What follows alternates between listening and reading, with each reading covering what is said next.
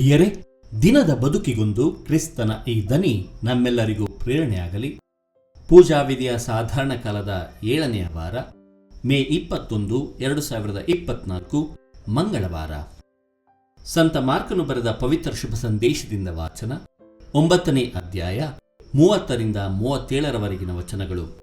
ಆ ಕಾಲದಲ್ಲಿ ಯೇಸು ಮತ್ತು ಶಿಷ್ಯರು ಹೊರಟು ಗಲಿಲೆಯ ಮಾರ್ಗವಾಗಿ ಮುಂದಕ್ಕೆ ಪ್ರಯಾಣ ಮಾಡಿದರು. ಇದು ಯಾರಿಗೂ ತಿಳಿಯಬಾರದು ಎಂಬುದು ಯೇಸುವಿನ ಇಚ್ಛೆಯಾಗಿತ್ತು. ಕಾರಣ, ತಮ್ಮ ಶಿಷ್ಯರಿಗೆ ಪ್ರಬೋಧಿಸುವುದರಲ್ಲಿ ಅವರು ನಿರತರಾಗಿದ್ದರು. ನರಪುತ್ರನನ್ನು ಜನರೋಷಕ್ಕೆ ಒಪ್ಪಿಸಲಾಗುವುದು, ಅವರು ಆತನನ್ನು ಕೊಲ್ಲುವರು, ಕೊಂದ 3ನೆಯ ದಿನ ಆತ ಪುನರುತ್ಥಾನ ಹೊಂದುವನು ಎಂದು ಯೇಸು ಅವರಿಗೆ ತಿಳಿಸಿದರು. ಆದರೆ ಯೇಸು ಹೇಳಿದ ಈ ಮಾತುಗಳನ್ನು ಶಿಷ್ಯರು ಅರ್ಥ ಮಾಡಿಕೊಳ್ಳಲಿಲ್ಲ. ಅವುಗಳ ಬಗ್ಗೆ ಪ್ರಶ್ನಿಸಲು ಸಹ ಅಂಜಿದರು. ಅನಂತರ ಅವರೆಲ್ಲರೂ ಕಫೆರ್ನೌಮಿಗೆ ಬಂದರು. ಮನೆ ಸೇರಿದಾಗ ಯೇಸು ಸ್ವಾಮಿ, ದಾರಿಯಲ್ಲಿ ಬರುತ್ತಾ ನೀವು ನಿಮ್ಮಲ್ಲೇ ಏನು ಚರ್ಚೆ ಮಾಡುತ್ತಿದ್ದೀರಿ ಎಂದು ಶಿಷ್ಯರನ್ನು ಕೇಳಿದರು. ಅವರು ಮೌನ ತಾಳಿದರು, ಏಕೆಂದರೆ ತಮ್ಮಲ್ಲಿ ಯಾವನು ಅತಿ ಶ್ರೇಷ್ಠನು ಎಂದು ತಮ್ಮಲ್ಲಿ ವಾದಿಸುತ್ತಾ ಬಂದಿದ್ದರು.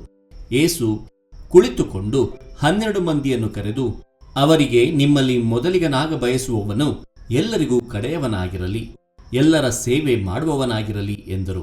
ಅನಂತರ ಯೇಸು ಒಂದು ಚಿಕ್ಕ ಮಗುವನ್ನು ಕರೆದು ಅವರ ನಡುವೆ ನಿಲ್ಲಿಸಿ ಅದನ್ನು ತಬ್ಬಿಕೊಂಡು ತಮ್ಮ ಶಿಷ್ಯರಿಗೆ, ನನ್ನ ಹೆಸರಿನಲ್ಲಿ ಇಂಥ ಮಗುವೊಂದನ್ನು ಯಾರು ಬರಮಾಡಿಕೊಳ್ಳುತ್ತಾನೋ ಅವನು ನನ್ನನ್ನೇ ಬರಮಾಡಿಕೊಳ್ಳುತ್ತಾನೆ.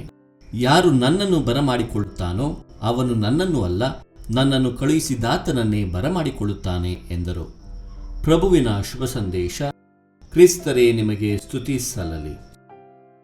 ಚಿಂತನೆ: ಯಾರು ಶ್ರೇಷ್ಠರು ಮತ್ತು ಯಾರು ಕನಿಷ್ಠರು? ಪ್ರಭು ಯೇಸು ಕ್ರಿಸ್ತರಲ್ಲಿ ಆತ್ಮೀಯರೇ, ಯಾರು ಶ್ರೇಷ್ಠರು ಮತ್ತು ಕನಿಷ್ಠರು ಎಂಬ ಸತ್ಯವನ್ನು ಅಳೆಯುವ ಮಾಪನಗಳೆಂದರೆ ಮುಗ್ಧತೆ, ಸರಳತೆ ಮತ್ತು ವಿಧೇಯತೆ. ಇಂಥ ಅತ್ಯುನ್ನತ ಗುಣಗಳನ್ನು ಹೊಂದಿರುವ ಮತ್ತು ಅಭಿವ್ಯಕ್ತಕ್ಕೆ ಅಭಿಧಾನವಾದ ಏಕೈಕ ವ್ಯಕ್ತಿಗಳೆಂದರೆ ಅದು ಮಕ್ಕಳು ಮಾತ್ರ. ದೊಡ್ಡವರೆಲ್ಲ ಜಾಣರಲ್ಲ, ಚಿಕ್ಕವರೆಲ್ಲ ಕೋಣರಲ್ಲ ಎಂಬ ಹಾಡಿನ ತಾತ್ಪರ್ಯ ಇಂದಿನ ವಾಚನಕ್ಕೆ ಸಮಂಜಸವಾಗಿದೆ. ಪ್ರಭು ಯೇಸು ಕ್ರಿಸ್ತರು ಇಹಲೋಕದಲ್ಲಿ ಅನುಭವಿಸಬೇಕಾದ ಹಿಂಸೆ ಮತ್ತು ಯಾತನೆಗಳನ್ನು ತಮ್ಮ ಶಿಷ್ಯರೊಂದಿಗೆ ಮುಕ್ತವಾಗಿ 2ನೇ ಬಾರಿಗೆ ಹಂಚಿಕೊಂಡಾಗ ಶಿಷ್ಯರ ಆಲೋಚನೆಗಳೆಲ್ಲವೂ ಪ್ರಾಪಂಚಿಕ ಆಸೆ ಆಕಾಂಕ್ಷೆಗಳ ಅಮಲಿನಲ್ಲಿ ಮುಳುಗಿದ್ದವು. ಅವರ ಯೋಚನೆಗಳು ತಮ್ಮಲ್ಲಿ ಯಾರು ಶ್ರೇಷ್ಠರು ಎಂಬುದರ ಕುರಿತಾಗಿತ್ತು. ಹಲವಾರು ಬಾರಿ ನಾವು ನಮ್ಮ ದೊಡ್ಡಸ್ತಿಕೆಯಿಂದ ಹೆಸರು ಗಳಿಸುವ ಧಾವಂತದಲ್ಲಿ ಸರಳ ಸಜ್ಜನಿಕೆಯ ಬದುಕನ್ನೇ ಕಡೆಗಣಿಸುತ್ತಿದ್ದೇವೆ. ದೊಡ್ಡ ವಿಷಯಗಳಿಂದಾಗಿ ಚಿಕ್ಕ ವಿಷಯಗಳು ಕಣ್ಮರೆಯಾಗುತ್ತಿವೆ. ಸ್ವರ್ಗ ಸಾಮ್ರಾಜ್ಯದಲ್ಲಿ ಸರಳತೆ, ಮುಗ್ಧತೆ, ವಿಧೇಯತೆ ಮತ್ತು ಲೌಕಿಕ ಆಸ್ತಿಪಾಸ್ತಿಗಿಂತಲೂ ಅತ್ಯಮೂಲ್ಯವಾದದ್ದು ಸತ್ಯವೆನ್ನುವುದನ್ನರಿತು ಬಾಳೋಣ. ದೇವರು ನಮ್ಮೆಲ್ಲರನ್ನು ಆಶೀರ್ವದಿಸಲಿ. ಇದು ದನಿಮಾಧ್ಯಮ ಮನೆಯ ಕೊಡುಗೆ.